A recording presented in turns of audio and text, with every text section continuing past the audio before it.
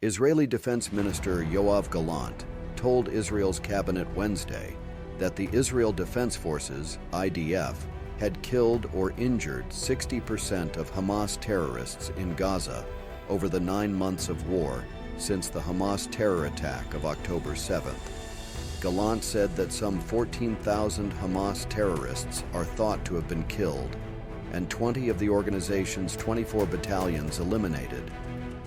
The terrorists continue to mount sporadic attacks, and its leaders are hiding underground. Israeli government spokesman David Mencer discussed Gallant's report to the cabinet, as well as ongoing indirect hostage talks between Israel and Hamas, which are happening via mediators in Cairo, Egypt, and Doha, Qatar. Breitbart News asked Mencer about the IDF's control of the Egypt-Gaza border, including the Rafah crossing and the so-called Philadelphia corridor, the road alongside the border, where Hamas carried out smuggling operations. Mencer said that Israel's control of the border was of key strategic importance. He noted that Prime Minister Benjamin Netanyahu had discussed the Egypt-Gaza border with visiting White House coordinator to the Middle East and North Africa, Brett McGurk. The Defense Minister's office released a statement Wednesday about Gallant's own talks with McGurk.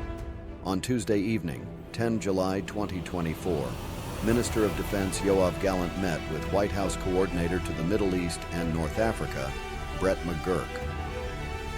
The two discussed the importance of seizing the opportunity created to achieve an agreement for the return of hostages held by Hamas in Gaza. They discussed the challenges that remain in achieving such an agreement, as well as possible solutions to address them.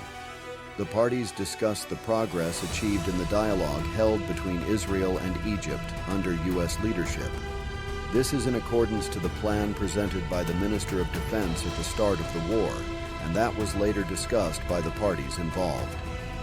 Minister Gallant emphasized the importance of establishing a mechanism that would prevent the smuggling of weapons into Gaza, thus cutting off Hamas supplies. He added that the State of Israel supports the opening of the Rafah crossing, however, will not tolerate the return of Hamas to the area. There is said to be progress in talks with Hamas, as the organization appears to have dropped a key demand that Israel commit to ending the war permanently as a condition of any deal for the release of hostages. Israel has said that it would not give up its mission of destroying Hamas's military capabilities and governing power.